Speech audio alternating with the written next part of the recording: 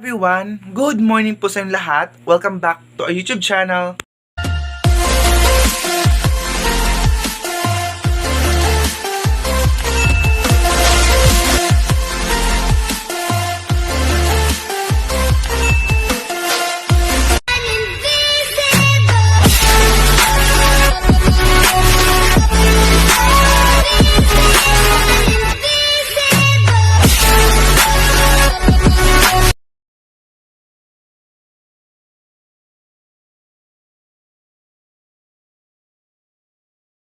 This video sa mga bago pa sa akin channel, please huwag po kalimutan mag-subscribe at notification bell para ma-update ko kasi mga videos, and don't forget to like, share, and comment guys. Maraming salamat po. So and guys, kakagising lang po natin ngayon. Thank you so much Father God kasi binigyan tayo ng magandang gising natin ngayon. So magtatali muna tayo ng ating buhok. So shoutout pala kay Ate from Pasig. So ito yung mga pinapadala na sa amin yung package. So magtali muna tayo ng ating buhok. Yung kapatid ko guys, tulog pa siya. Andito ko nakailagay.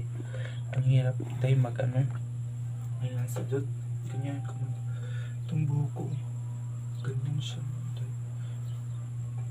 So, please, huwag niyo po skip yung mga ads natin. At saka share niyo din ang vlog natin ngayon. So, mag-coffee muna tayo by the way.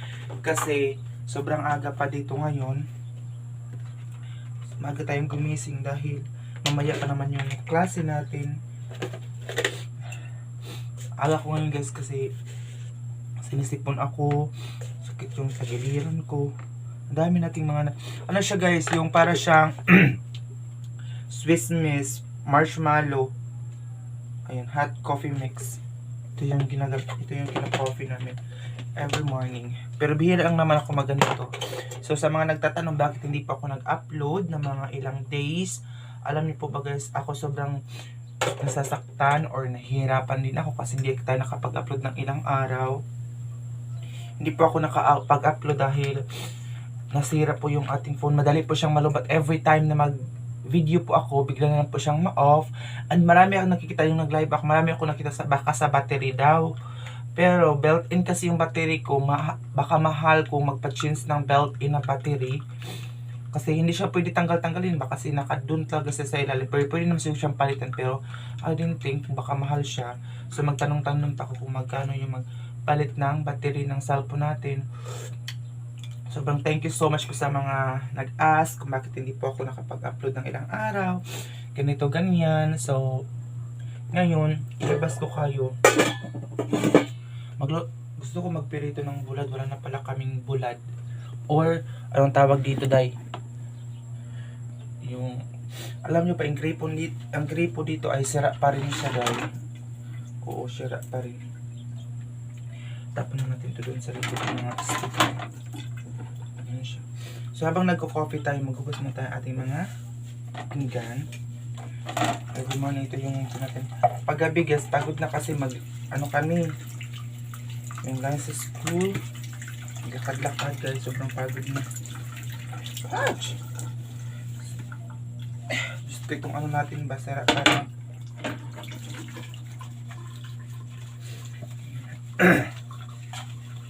So ngayong month na to ay bayarin na namin ng boarding house. Oh my god. Kaya sobrang ako. Siguro dagdag na rin stress kapag hindi tayo makapag-upload kasi this month bayarin na namin dito sa boarding house na ito dahil ang dali lang kasi ng buwan, di ba? Yung July dito na kami ngayon, August na, so bayarin na dito sa boarding house namin. Sana huwag nyo skip yung mga ads namin mga day, and share nyo din ang vlog natin. Shoutout din kay ate, ito pinapadala dito sa amin yung package na yun. Yan siya.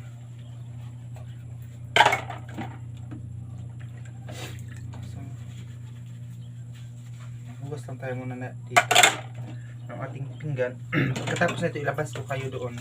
Ano ba maya siguro, dadalhin ko kayo doon sa eskwelahan. Pero doon sa eskwelahan, hindi ako makapag-upload talaga kasi sobrang hina ng internet. Alam nyo ba, magre-reels din ako sa Facebook para dagdag din kita natin sa Facebook. Kahit matagal pa tayo guys sa Facebook, at least meron na, di ba?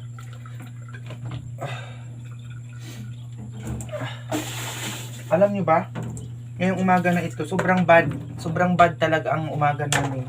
Kasi, hindi namin alam kung saan dumaan yung pusa.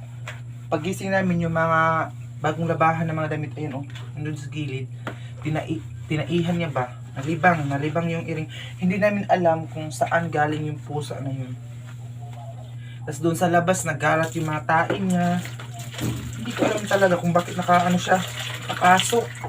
Close naman palagi yung namin. Window, naka-close naman ito. At saka, doon, aswang man siguro yung yun ay. Tingnan yung mga damit namin, nagulat talaga kami pag gising namin. Sobrang gulat na gulat kami kasi nakapasok siya mga day. Nakapasok yung pusa. Grabe talaga itong pusa na to eh. Baka hindi na yung pusa, baka aswang na yung mga day.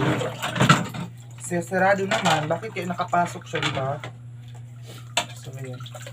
Marami palang nagmamahal sa atin sa vlog kasi kapag hindi tayo makapag-upload, hindi ko kayo ma-explain isa-isa sa Facebook. Maraming nagme-message bakit hindi ako nakapag-upload. Hindi ko kayo maisa-isa. Hindi ko kayo maisa-isa lahat mga day kasi nga po. Minsan busy din ako sa activity dun sa school. Siguro bukas practice ng sayaw namin. Ganito ang feelings guys pag mag-eskwela na sobrang busy na talaga. So ayun na, tapon na natin dito. Mamaya na ako magsasain kasi kami dito sa isang araw, 2 beses lang kami kumain. Kasi sa tipid kasi sa mahal ng bigas. Ayan, so ilabas ko kayo ngayon mga day. Hindi pa naman labahan itong ibang mga damit dito. Ito din nataihan din niya. Ayan, grabe talaga itong pusa na to. Bakit kaya nakapasok siya mga day? Isarado naman dito. Ayan, ito yung ibang mga tao niya dito sa labas. Grabe talaga itong pusa na to. Ayan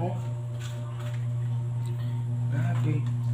Ito itong salbahin na to. Bakit kaya nakapasok? Ito day. Nang pumasok na siya dun sa loob. Tapos grabe, nagtai siya dun sa loob. Tingnan natin kung may mga tao dito sa labas kasi kayo dito sa loob. Paano kayo kukunin itong tae ng aso? Madali pa naman ako masuka. Pag magana ko ng mga mabaho. Baka sabihin ng mga ako, may mga tao talaga na hindi kaya ng sikmura nila ang mga ganun. Ako na Diyos ko, madali talaga akong masuka. Wait lang kasi kukunin ko yung mga mag-prepare ako na masusuot ko na mamaya. Diba ganito ako guys, pag umaga pa lang mag-prepare na ako ng masuot ko. Ay, mga basa pa itong mga damit. Ano kayong susuotin namin mamaya? Ay, kasi kapag mamaya ka na mag-prepare, ito lang kayang suotin ko mga day. Black. Or ano ba ang susuotin natin mamaya? Hindi ito sa amin lahat. May mga din dito. Hornigas. May mga din dito. Yung hindi sa amin. Hornigas. Mama. Wait lang. Kasi ko ng mga hornigas. Magsasaing na lang muna tayo day. Dito na tayo sa loob. Hindi pa tayo tapos sa pag-coffee natin. Magsasaing lang muna tayo ngayon. Itong bigas namin day tag 1 kilo lang, tag 2 kilo kasi nga po mahal. Pag konti na lang ang bigas, na problema na naman tayo. Kasi gusto ko talagang pagpunta na mama dito kasi sila mama yung last week sila mama tumawag sa akin. Kasi sila mama sa hindi pa nakakaalam, wala pa akong contact doon sa kanila kasi wala silang cellphone. At minsan may tinatawagan akong kapitbahay namin, hindi sumasagot mga day. So, yung last week, nag-usap kami ni mama, alam nyo ba, nag-harvest sila ng mais. Si mama, nasugatan yung paa nila kasi yung pag mag-harvest kayo yung katawan ng mais, kapag pag masugatan ko nun, sobrang sakit kasi sobrang matalas yung ng mais. Kaya nasugatan si mama mga day. Pinakita niya sa akin, sobrang malaki talaga ang sugat niya. And then, sabi niya sa akin na pag matapos sila mag-harvest ng mais, gusto na pumunta dito ni Papa, si Mama, tsaka yung kapatid ko. Sabi ko sa kanya, sige pupunta kayo dito. Kasi bihira lang sa mga nagsasabi na yung ate ko bakit hindi namin dito isasama sa bayan. At saka sila Papa, alam niyo po ba guys, sa sobrang magastos po kapag pupunta po sila dito. Kasi itong pinag-aralan namin, medyo madistansya din siya. Alam niyo ba transportation dun sa amin, galing dun sa Agusan Mars, dun sa lugar namin, papunta sa bayan, sa Duungan ng Pambot, 1,000 pesos ang magastos mo kasi mahal ang gasolina, 1,000 pesos. So, galing dun sa Duungan ng Pambot, sasakay ka naman ng tricycle or motor para makapunta ng bayan. So, another pamasahe na naman.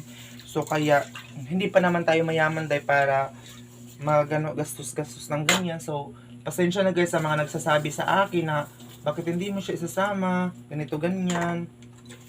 Sana maintindihan niyo po guys kung gaano po kagastos ang lugar po namin.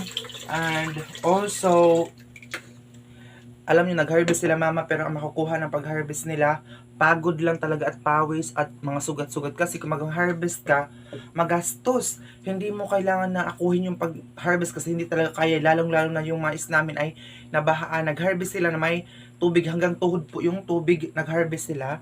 So, before sila nag-harvest, ang baho ng tain ng ano guys, pusa. Diyos ko, kaninong pusa kaya yun? Baho talaga siya. So, mag-harvest sila Mama. Before mag-harvest, kasi wala ka ng pera, mag-CE na sila ba, mag-cash advance siya sa buyer ng mais ng 5,000, 10,000 para isweldo ng 14 tao na para mag-harvest kasi hindi kaya na Mama mag-harvest ng sila lang kasi nga po may tubig na. Harvest, so magsweldo. Tapos magsweldo, magbili ka naman ng sako para lagyan. Bili ka naman ng trapal para magbilad. Tapos pagkatapos ng sweldo ka naman ng sealer para magaling. Para magiling. Tapos sweldo ka na naman ng mga tao para magbilad ng mais. So, ang makukuha mo, wala kasi pang suldo-suldo mo lang sa mga tao. Pag mag-deliver na, wala ka na makakuha mga day. Ganyan kahirap ang pagtanim ng mais, pagsasaka. Ang matira lang sa'yo talaga, pagod lang. Kaya naawa talaga ako kay Mama. Kaya kung makapunta sila dito dahil malaking karangalan po yan. Malaking karangalan sa ate ko kasi hindi pa siya nakapasyal-pasyal dito. So gusto kong pumunta sila dito, makadala sila ng bigas namin guys na mais. Kasi para meron kaming bigas dito, tsaka mga gulay. Gusto talaga na magpunta dito, magtulog ng isang gabi. Kahit isang gabi lang mga day, okay na sa akin makatulog sila dito isang gabi lang. Kasi hindi talaga sila, si Mama nakatulog naman dito, pero sila Papa hindi pa sila nakatulog dito, yung kapatid ko at saka si Papa hindi. Pag makapunta po sila dito, happy po ako kasi makadalaw sila dito sa boarding house namin. Ganyan. So ang uulamin natin ngayon ay ang uulamin natin ngayon ay tinapa or sardinas na igisa lang or corned beef kasi yung pinapadala sa amin na corned beef galing sa Pasig. Paano kaya ito guys, ang dami namin labahan dahil sa pusa na yun. Gabi talaga itong pusa na to dahil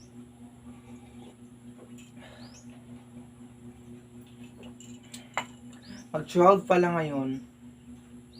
Aalis na ako dito kasi bibili pa ako ng notebook ko na kulay pink at saka glue. Kasi mayroon yung ipapasagutan sa amin na doon nilagay kasi may mga teacher na nag-require sila ng kulay ng notebook at saka ng index card. So, yun guys. Ano pa tayo loto guys doon. Maglabas muna kasi pagkita ko sa inyo yung weather namin dito ngayon. May ako dito pag may mga tao. Yung weather namin guys, sobrang init pag umaga pero pag gabi ayun siya.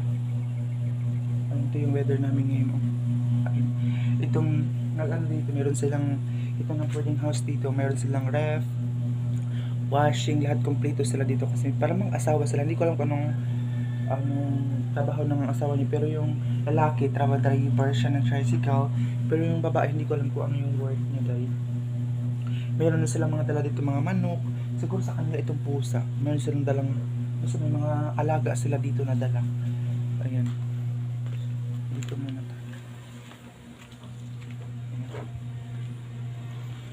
yung pisonet dyan. Pero kapag pisonet na medyo ano siya, mahina ang signal. Ayan guys, dalhin ko kayo dito sa labas muna. Ayan. Ayan yung pisonet dyan, day. Ayun, doon ka naman tagak ng 5 pesos para 1 hour maka-internet ka. Pero sobrang hina, day.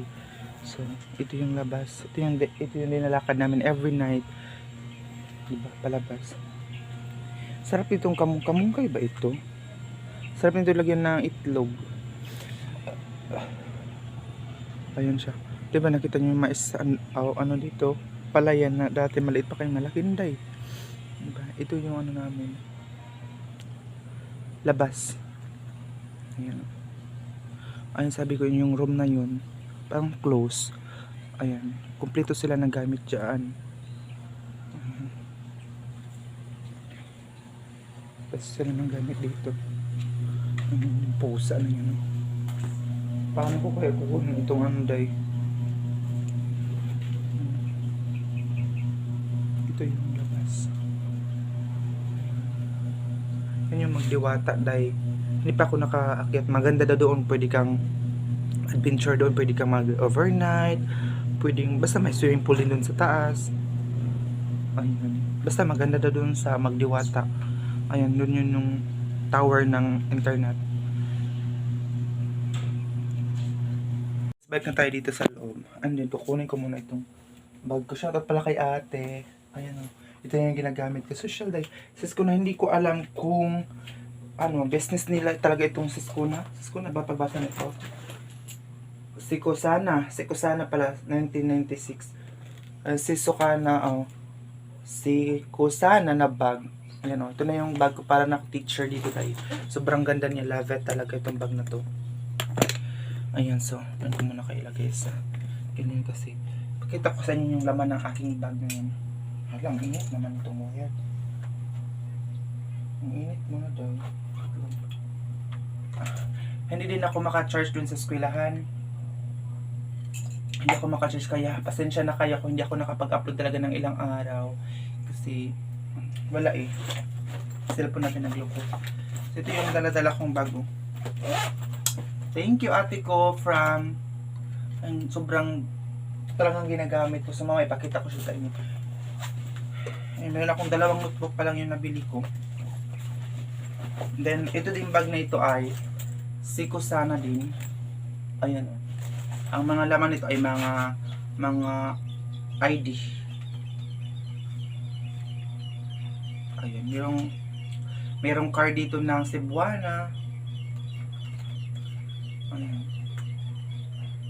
Wala pala akong barya dito. Gusto kong bumili ng itlog. Wala na kasi kaming itlog dito. So, sarap bumili ng egg. Wait lang, wala natin yung barya. Mga resibo na lang natira. Ay, meron dito 5 pesos. Ang itlog dito, hindi ka na makabili ng 5 pesos, 10 pesos kasi yung itlog. Ito din, palagi ko itong dala-dala oh. Maybelline, New York. Ayun oh. Tapos, pang-retouch natin sa eskwelahan, ayun oh. Kaya pag-hagad kasi hanggang gabi kasi yung klase ko eh, kaya we need retouchment. Retouchment? So, ayun na. Sobrang tipid-tipid talaga tayo sa ngayon. Hindi nga kami magsakay guys kasi mahal ang pamasahe. Kahit kahit malapit lang, sobrang mahal ng pamasahe dahil. So, mag-prepare muna ako ng aking susuotin mamaya. Siguro susuotin ko yung pinapadala ni ate sa akin na para siyang black. Mag-black ako lahat mamaya. So, tingnan natin kung bagay ba sa atin mamaya yung black lahat na susuotin natin. Tapos yung pants na black din na pinadala sa atin ni ate. So, ibalik ko muna itong mga pinggan dito. Ang baho talaga ng tae ng day. Ito. Tae ito ng ano ba ito ng pusa na to? Madali pa naman akong guys, masuka. Hindi na, kailangan. Sobrang gulat na gulat talaga kami sa paggising namin na wala pa namang mapasukan. Bakit sila nakapasok? Diba? Kayo guys, hindi kaya kayo magugulat wala naman silang mapasukan. Tapos bigla na lang silang makapasok. Oh, saan kayo niyan guys? Di ba? Ko na ito dito. So mamaya guys, dadalhin ko kayo dun sa school namin kapag hindi malubat yung cellphone natin. Dadalhin ko kayo doon sa pag-school natin. So, sa mga nagtatanong kung bawal ba ang cellphone dun sa klase namin, hindi naman po, wala naman pong required na bawal ang cellphone dun sa classroom po talaga namin. So, pwede pa rin po ako makapag-video doon. So, maraming salamat. Sana patuloy po kayong manood at mag-suporta sa vlogging natin guys. Kasi this month na ating bayaran sa ating boarding house. I hope na guys, mag-pray nyo din po kami na malampasan po namin itong mga pagsubok namin sa buhay. At the same time, kayo din po guys, I will pray all of you na sana na sa mabuti kayong kalagayan ngayon at mag-ingat palagi kayo sa lahat po ng mga viewers po natin.